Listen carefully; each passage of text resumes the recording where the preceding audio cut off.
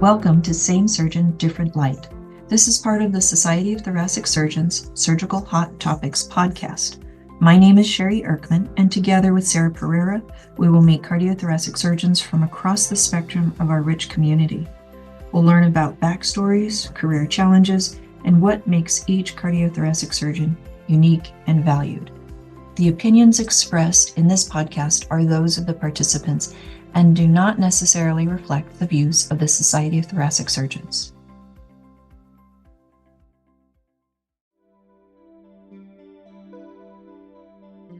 Same Surgeon, Different Light is brought to you by the Society of Thoracic Surgeons Career Center, where you'll find free access to cardiothoracic surgery jobs, career development tools, and professional guidance. Visit the STS Career Center at careercenter.sts.org.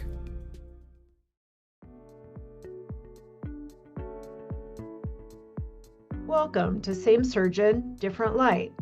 I am Dr. Sara Pereira, and today I am excited to be joined by three recent recipients of the inaugural STS You Belong Equity and Opportunity Scholarship. Manuel De La Garza, Dr. Sanjhai Ramdeen, and Dr. Humberto Rodriguez-Quintero. Each of these accomplished individuals attended the 61st STS Annual Meeting this past January, where they immersed themselves in the science and innovation within cardiothoracic surgery. In today's podcast, we will dive into their unique and inspiring backgrounds, explore their interests, discuss their career aspirations, and hear about their experiences as You Belong scholars at the annual meeting.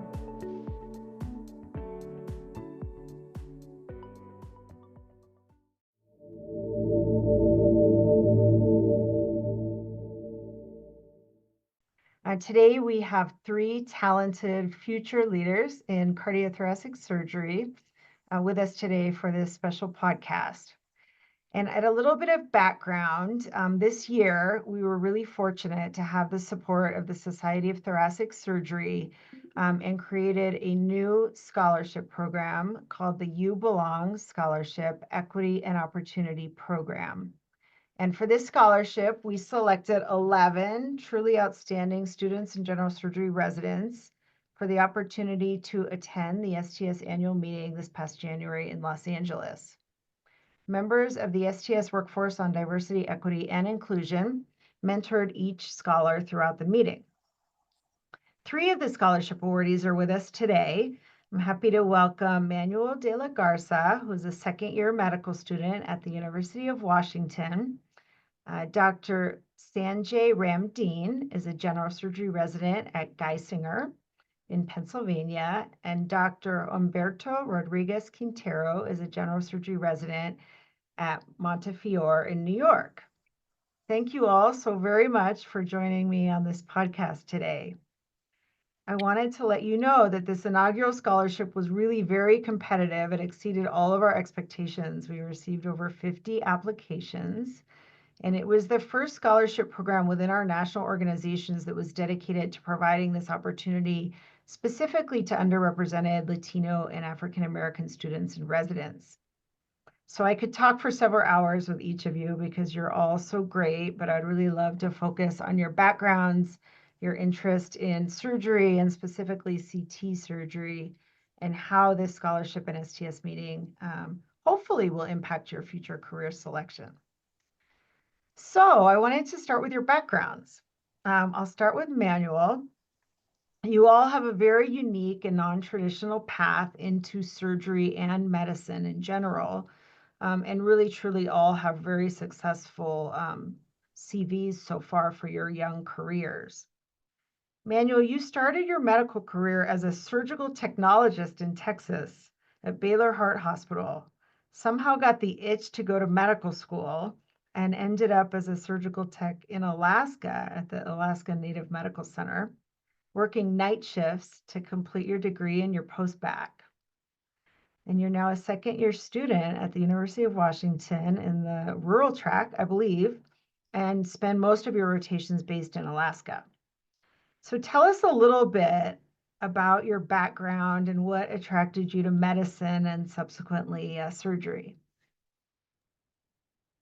First, I'd like to say thank you for inviting us to be a part of the podcast. Truly honored, and for all the work you do with STS and your opening doors and creating opportunities. So thank you for that. So I was born in Mexico, and then I grew up in Texas, and then for about the past 7 years, I've lived in Alaska. I always was drawn to medicine. My mom worked as a factory worker and had really bad carpal tunnel as a kid. She'd ask me to rub her hands, and just seeing the relief that it brought her, it was always really fulfilling for me. During high school, I went through the health science program and got to rotate through the hospital. I remember the first time I saw somebody in the ICU with like an open abdomen, I was just blown away that that was possible, that they're there laying there with, I could see their intestines through the eye band, and I was just really in awe, 16-year-old kid. Um, and then so after high school, I worked at a well-paying factory job. It was an industrial bakery, and my wife told me, like you need to do something different or you're just going to stay there, which for me was kind of difficult. I um, had a good job. Uh, nobody in my family was in medicine or had gone through higher education. So giving that up and I went to the community college, and we knew somebody who was a surgical tech. So I applied to the program and went that route. And I remember one of my first rotations, I was allowed to use the Mr. Blower on and off pump cabbage. And that was it. So, I had a dream. I was like, I'm going to do this one day. And then, life kept going. I was in school. I was trying to get through college and having a family. So ended up one thing came to another, and Alaska came along, and we came up here, and it was just incredible. And I decided to keep going to school and applied to medical school, got in, and here we are. So sorry I rambled a little bit. Oh, that's an amazing story. I had no idea that you worked in a factory as a teenager and young man. So, what does your mother think about medical school and hopefully integrated thoracic surgery residency?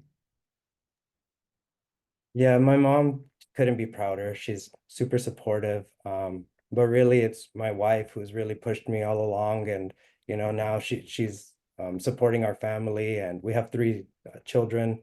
So she works, and if I'm staying late at school or have an exam or went down to the STS, she manages the drop-offs at three different schools, goes to work. She also is interested in higher education, so she's also um, finishing up her master's degree this semester. So it's really her that she's carrying me on her shoulders right now. Oh, amazing. Congratulations to you and her.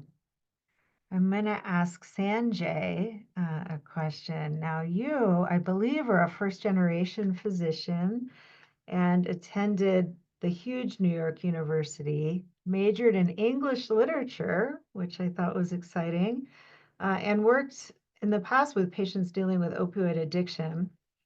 And this subsequently led you to Georgetown University and subsequently to Geisinger.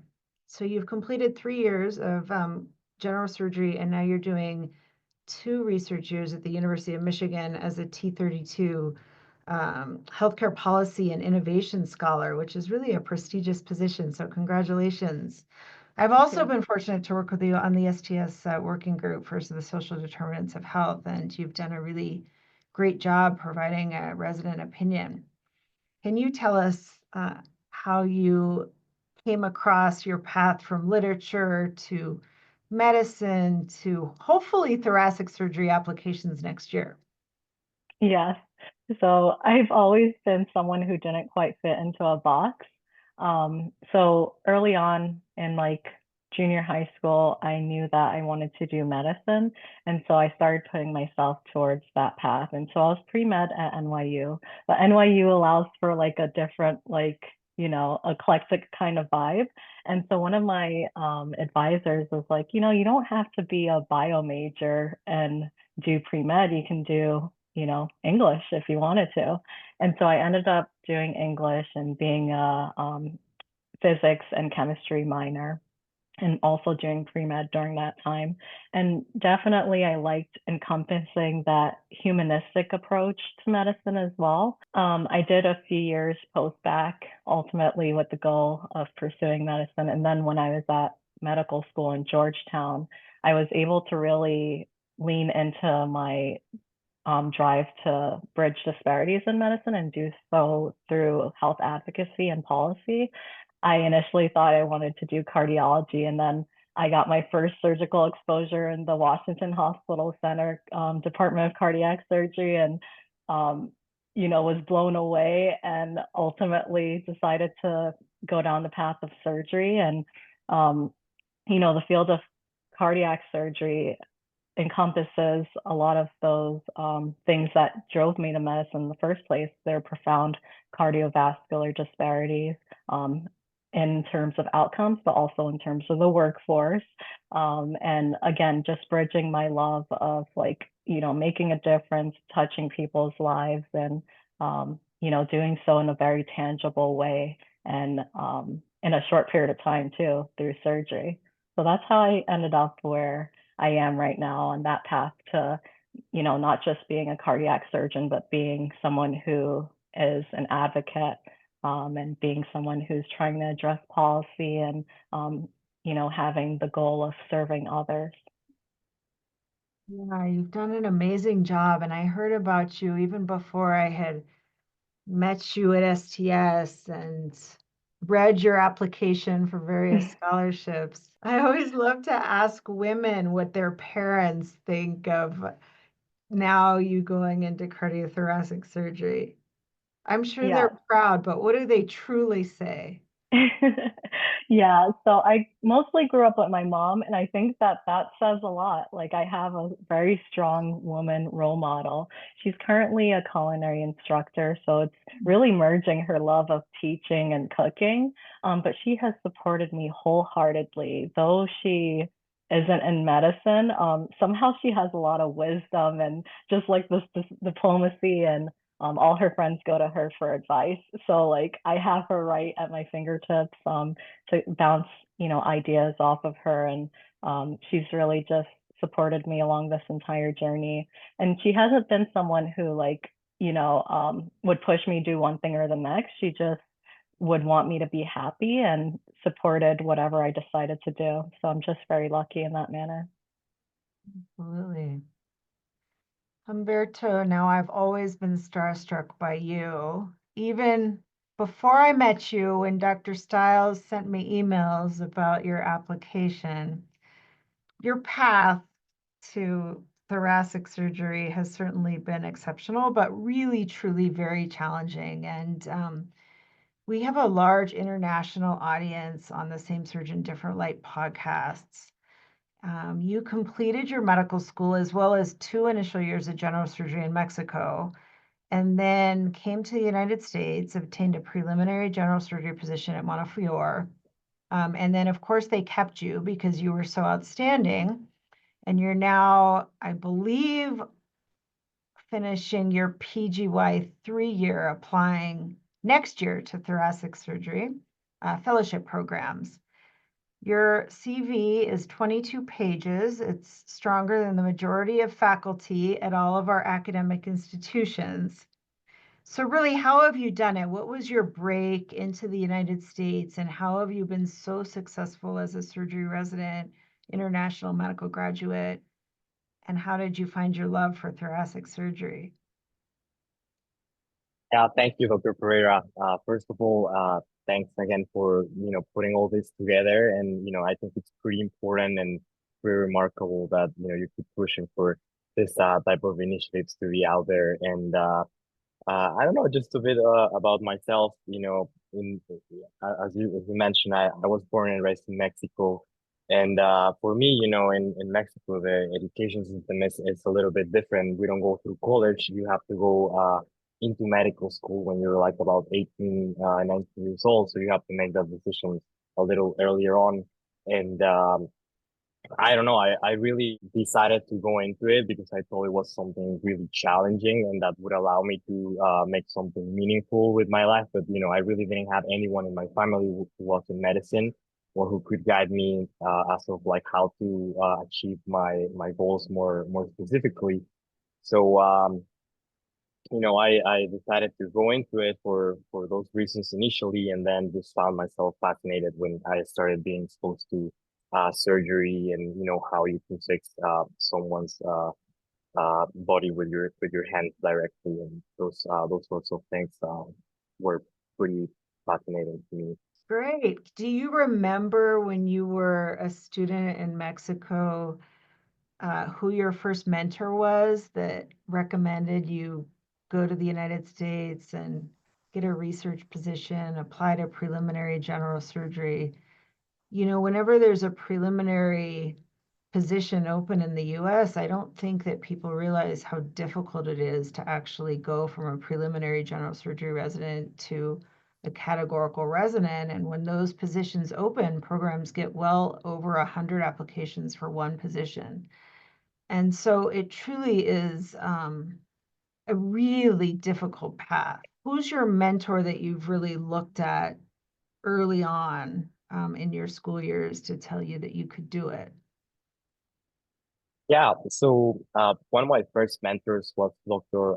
Alcocer. He's a vascular surgeon from San Luis Potosí. He actually he was the director of the university hospital where I did my medical school rotations and those initial steps. And he actually trained in the United States for general surgery and vascular surgery, and then came back to Mexico, to take this sort of like leading position in at the Mexican institution. That was kind of like his dream, and he was someone who really inspired me to start taking on research projects earlier on as a medical student. And I had the opportunity to start working with some small databases and things like that. So since those days, I sort of like had interest in working a little bit with data and asking questions that I could answer with numbers and things like that. And he always, inspired me to try to pursue training abroad and try to like expand, the limits of what you could achieve and try to aim high and to go to an institution who could offer you those options. At you, Manuel, when you look back to your days as a surgical tech, I've had many surgical techs that aspire to go to medical school or go to perfusion school, and then it's just really hard to make that jump. Who would you say really inspired you to get your post-bac and subsequently apply to medical school? Yeah, it was a bit of a windy road. I had more people telling me not to do it, to be honest with you.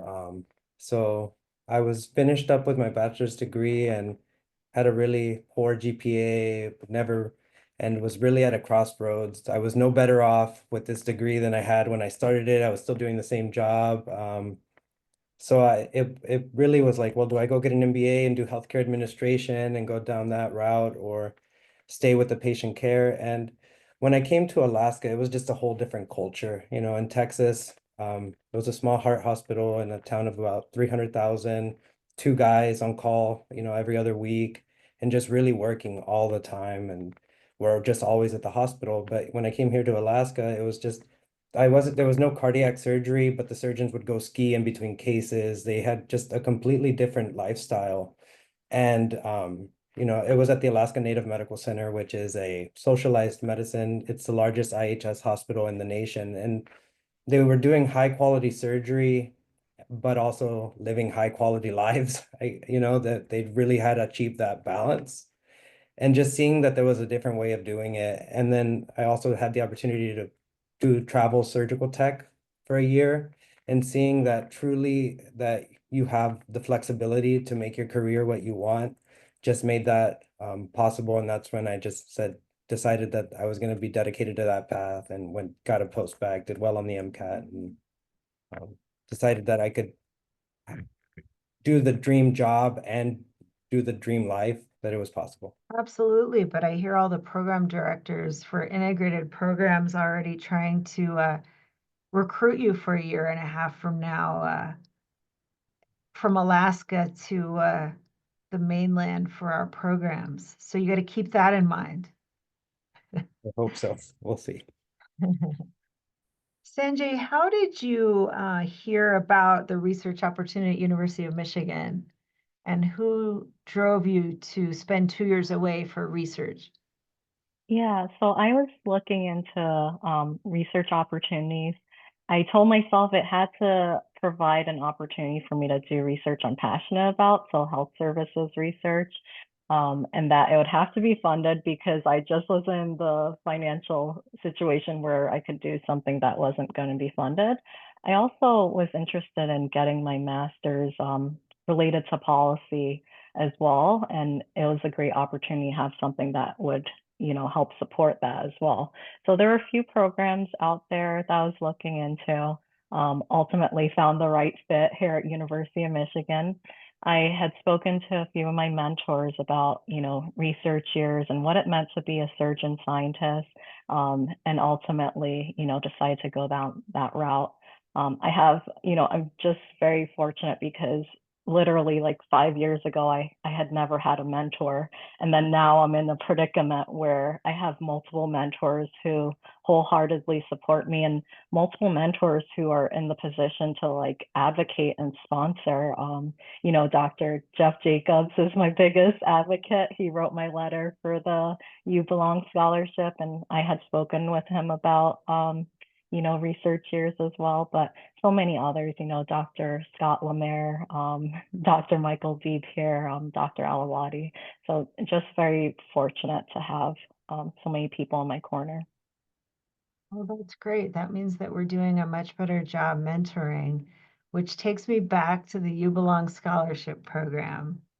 I really wanted to get all of your insight. I've been involved in several different programs through STS, through Women in Thoracic Surgery, and we really, through the workforce on diversity, equity, and inclusion, we really tried for several years to brainstorm how we could create a scholarship program that would really not only give students in residency opportunity to go to a national meeting and have it funded, but also, I think, to experience a mentor through the workforce. And I know Sanjhai and Humberto have been to meetings and you've presented many times. So I wanted to hear from Manuel first, just on your overall opinion of your first big national STS meeting and kind of what the most memorable session was that you attended. Yeah, it was very overwhelming. It was my first conference, academic conference overall. But my favorite session was definitely it was a debate session on the Ross in young adults. And I just thought it was so good because the surgeons that presented were both so witty and they were poking fun at each other, but presenting like hard data. And every time one of them finished speaking, I was like on their team. But by the end of it, neither one had convinced me because they were both so compelling. And just seeing that even the experts can't agree just reinforces that there's so much more to know and so much more to do. In my background, the surgeon did it the way they did it because it was the best way. And seeing that when you go to these meetings, there are so many ways and that we're just trying to figure out which one is the best way. So it really connected the research that I'm also involved in and why it's so important. Yeah, that's great. I love the fact that you pointed out that the surgeons were witty and you love the debate, because I think that at our national meetings, we're all trying to portray the human part of being a surgeon and taking care of patients. And I know in my early days of my career, when I went to meetings, I was so overwhelmed. I felt like nobody was approachable. And I do think that with the program chairs of our meetings these days, we're really trying to make it more welcoming for students. So that's great to hear. How about you, Humberto? You're a master of the presentation for a general surgery resident. Did you think that the program had a different feel as the You Belong awardee for this meeting?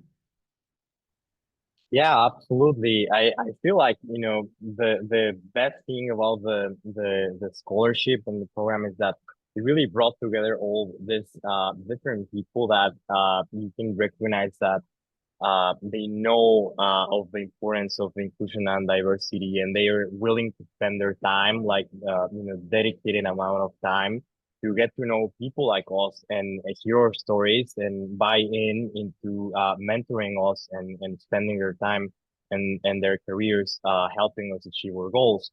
I'm really thankful to Dr.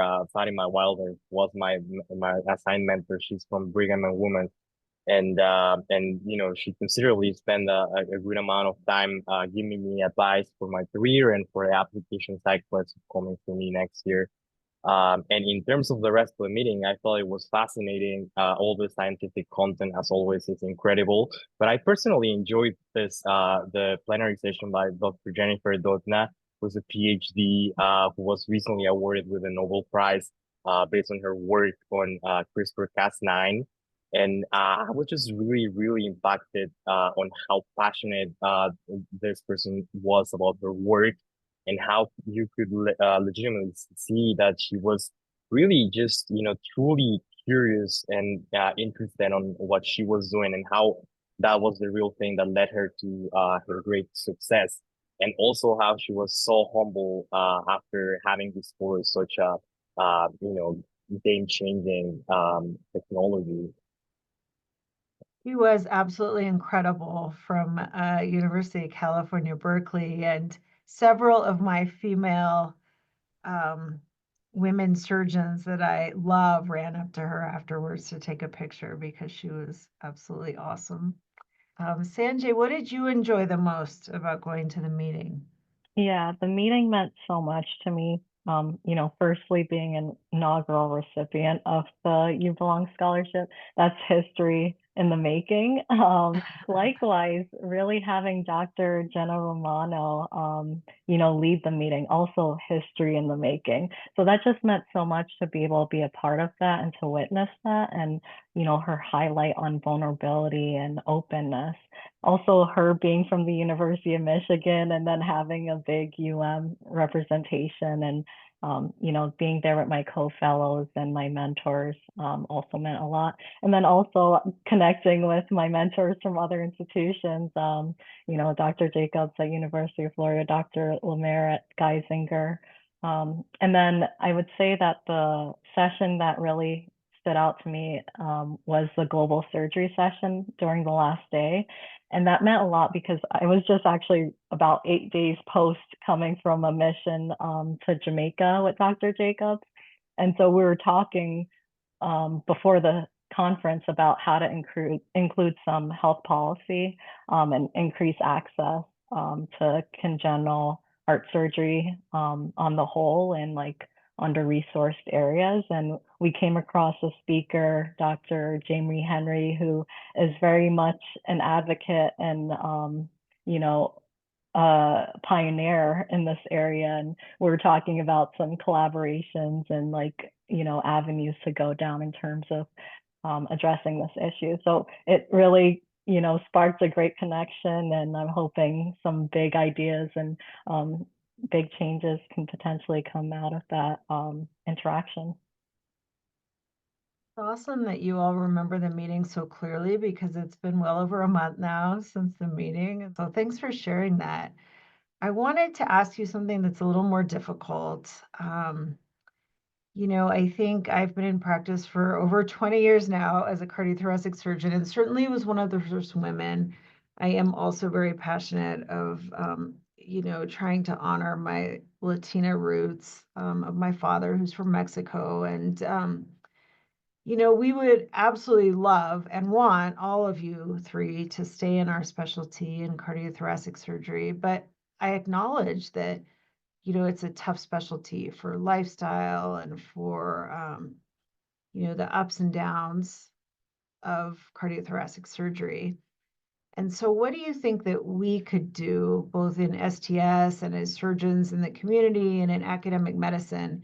What can we do to really help not only medical students and residents have a positive feel for our specialty, but to help mentor people a little bit better in your early years. Let's start with Humberto. Yeah, thank you.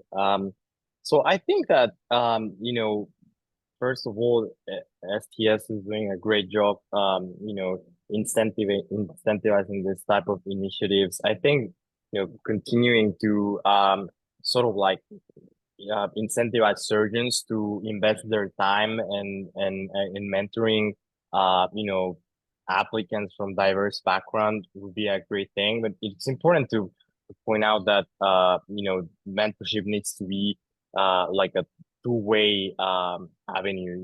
There needs to be something back for the surgeons, the more senior surgeons that are there. So they're investing in this type of initiatives so that there is more interest from different folks to participate, and they can also somehow take something back out of it. Yeah, I think that's great. And I do think it's really important to keep in touch with your mentors. It is important to have many different types of mentors, but I think it's important to keep in touch with your mentors. What about you, Manuel? What do you think? Now you're a second-year medical student. We're trying to lure you in. I'm sure Dr. Wood at University of Washington's already, Dr. Burke, they're already trying to get your application set up. What could we do better to keep folks like you in our specialty?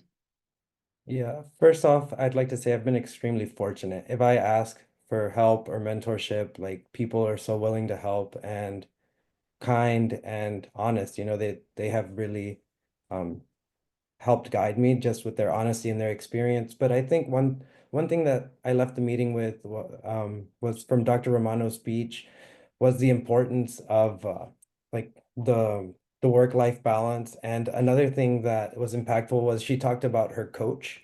And many of this, I listened to many podcasts from different people from different industries, and it seems like all the ultra successful people are doing coaching and really benefiting from it.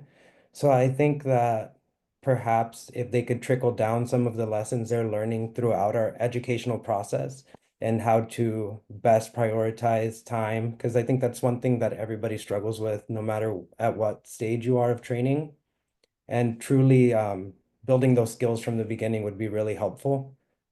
And I think I would benefit from it as well as it seems like everybody all along the ladder is trying to achieve those ends. So I think that's an actionable thing that the society or medicine or just humanity in general could do.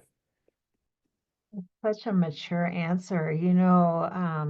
The American Board of Thoracic Surgery actually just announced that they're starting a new initiative of doing 360-degree analyses on residents and fellows as they finish their training. And I think that is, from the perspective of us wanting to build stronger graduating surgeons, where we all can acknowledge that we need coaching and acknowledge our strengths and weaknesses and how to be better as people. So it's amazing that you picked up on that.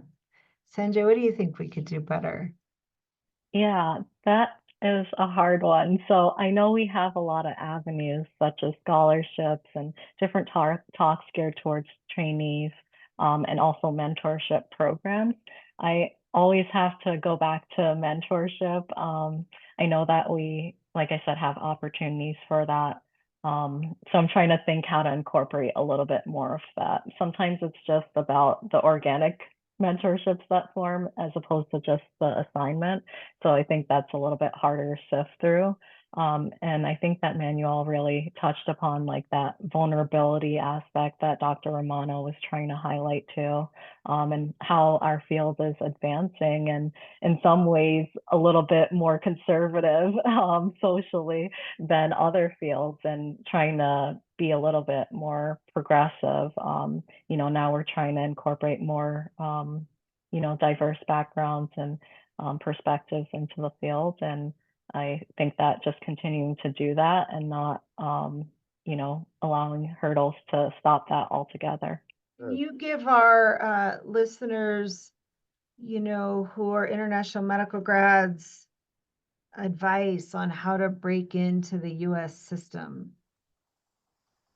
Yeah, thank you. I think it's pretty important to recognize for people who's interested in doing that, that you're probably you're gonna be going through a non-traditional pathway, so you're gonna be having to do things that not all the rest of the U.S. graduates routinely do. So it's just gonna be a different game, and you have to accept that.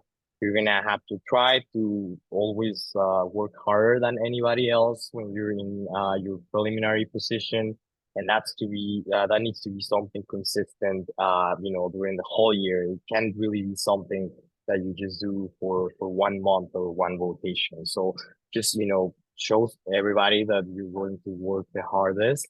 And I feel something that's really important is that you really need to find what you're passionate about and to try to use that to make yourself a valuable asset for your team. So if you're passionate about specific pathology or doing something that you really enjoy, like uh, you know I don't know, I like analyzing data, for example. So, I can use that skill to engage with surgeons that need that to publish a paper, So that's just an example. It can be many different things, but trying to find what you really like and enjoy doing so that you can explore those opportunities to engage with more mentors and people who can also benefit back from your skills and your abilities, and I think that's pretty fundamental to be successful as both an IMG applicant and also a research fellow and someone who's trying to get into the system from the outside. I think that's really great advice. I always personally think, Humberto, that any international medical graduate that applies to the fellowship programs has worked 10 times harder than other graduates, just because you have to really get your foot in the door and be constantly told no, yet succeed with all of your projects and keep pushing yourself in times of adversity. And so I do appreciate whenever we have applications from international medical grads at how hard people have worked. So thanks Yeah, for your advice. absolutely. And especially, trying to hold up to your mentors. In my case, it was game changing to meet Dr. Brandon Stiles. He was the first person in the US who really gave me an opportunity. For me, there was very limited research options because I'm on a visa doing residency. So, it's really hard to go in and out of residency for those reasons. And he really pushed to find a way to, bring me into the lab and give me the opportunity to do basic science for a year. And I'm just really grateful for that opportunity that he gave me, and for all the inspiration that he's been for my career so far. So find your mentors. Absolutely find your mentors. And I don't think he's going to let you leave his program. He's going to handcuff you to his operating room or something next year. So congratulations. You're all really, truly very advanced. And I had no idea what I wanted to do as a second year medical student. So you should be really proud of yourself, Manuel.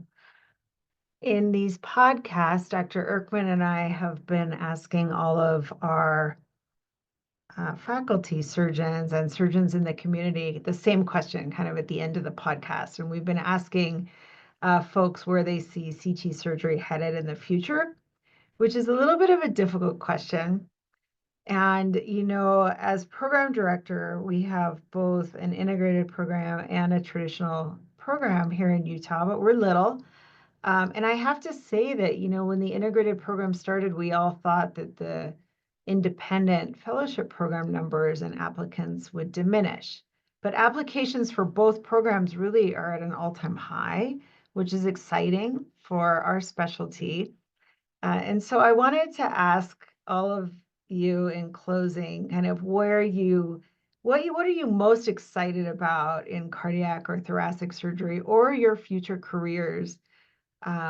because it is a really different time, I think, in cardiothoracic surgery where, the match rates in integrateds have been like 30 to 35%. And then the independent programs the last few years have been in the 50 to 60%-ish match rate, which that really says something. And when the general surgery residents don't match, I'm always the most sad, of course.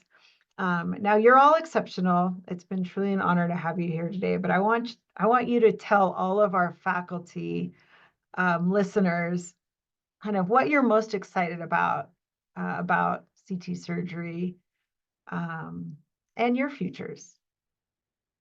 Humberto, you want to start? Yes, absolutely. I think that the next few years seem extremely ripe for the thoracic oncology field.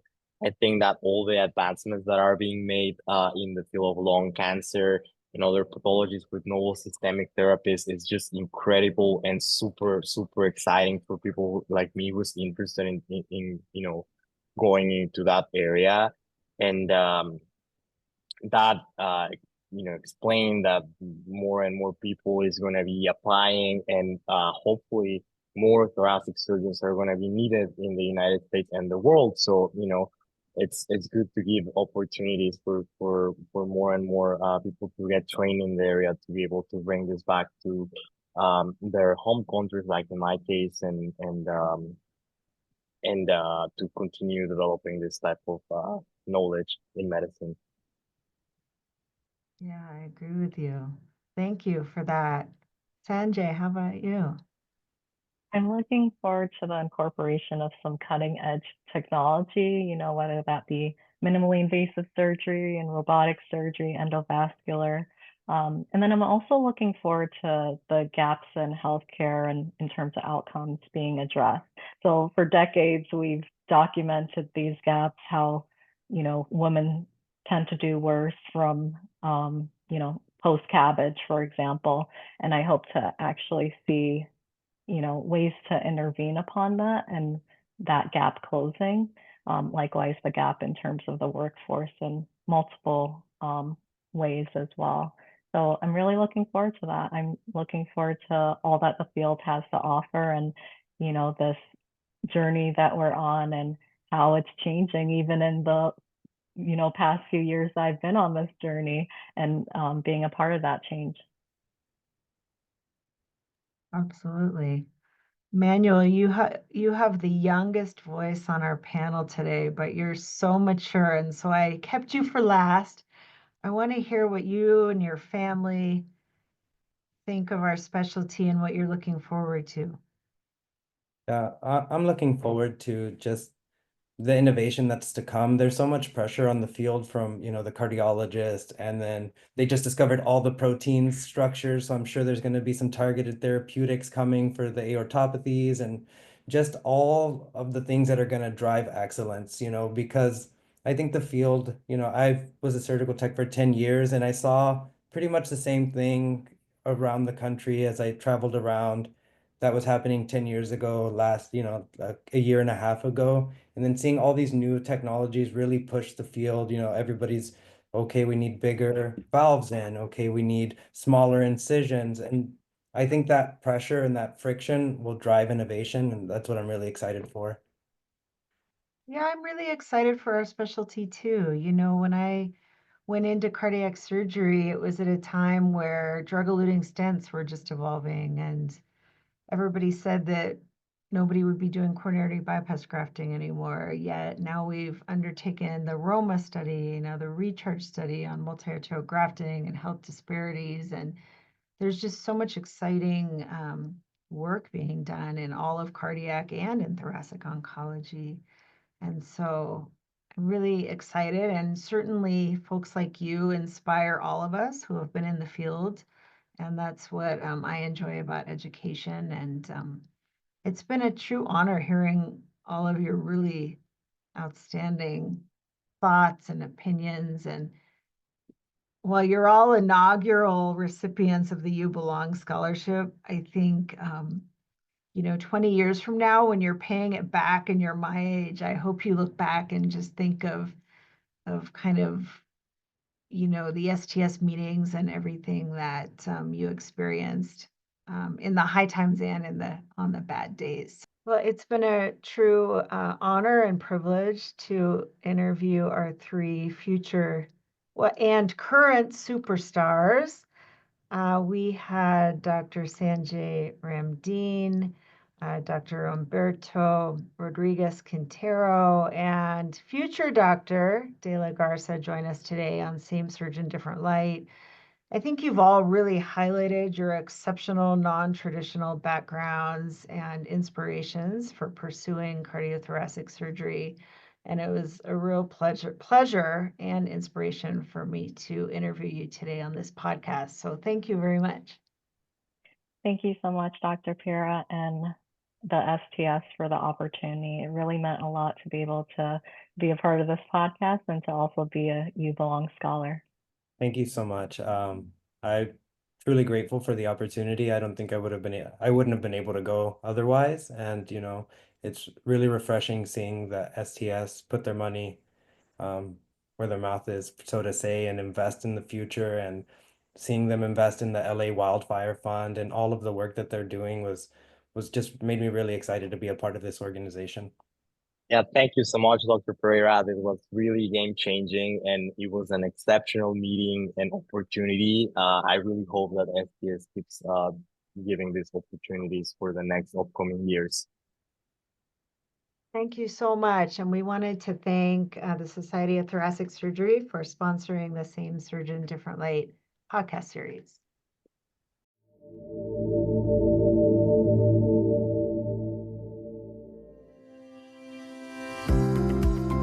This has been Same Surgeon, Different Light, a podcast brought to you by the Society of Thoracic Surgeons. Thank you for listening. If you like this podcast, please rate it 5 stars and let your friends, trainees, and colleagues know about it. On social media, you can use the hashtag #TheFaceOfCT Surgery. And for more information about the Society of Thoracic Surgeons, you can go online at sts.org.